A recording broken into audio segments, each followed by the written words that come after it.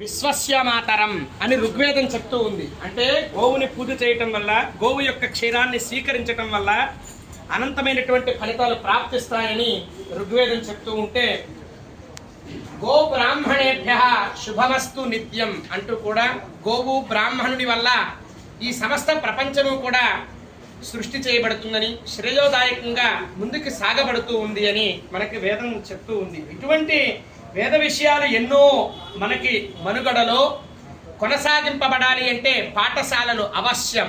అటువంటి పాఠశాలలు ఆవశ్యకతలో భాగంగా మన శ్రీ శివజ్ఞాన పీఠం వేద పాఠశాలని ప్రారంభిస్తూ ఉంది.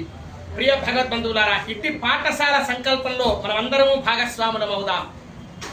ఓం అనేటటువంటి పదాన్ని జనించినటువంటి, పురుడు పోసుకున్నటువంటి వేదం ఆధారమై ఉన్నటువంటి మనం ఈరోజు చూస్తూ ఉన్నాం. యోగాలయాలు ఎన్నో, యాగాలయాలు ఎన్నో, ధ్యానాలయాలు ఎన్నో, ఆలయాలు ఎన్నో ఉన్నాయి. కానీ ప్రతి ఒక్క దానికి ఆధారం వేదం. అటువంటి వేదాన్ని ఉద్ధారకర్తంగా వేదాన్ని ధరించడము, ధారణ చేయడము అనేది ఎంతటి యోగం అంటే అనన్యమైనటువంటి యోగం. అటువంటి యోగంలో భాగంగా కొంతమంది విద్యార్థులు జీవితాన్ని అంకితం చేసి వేదాన్ని అధ్యయనం చేసే సంకల్పాన్ని చేయబోతూ ఉన్నారు మన పీఠం ద్వారా.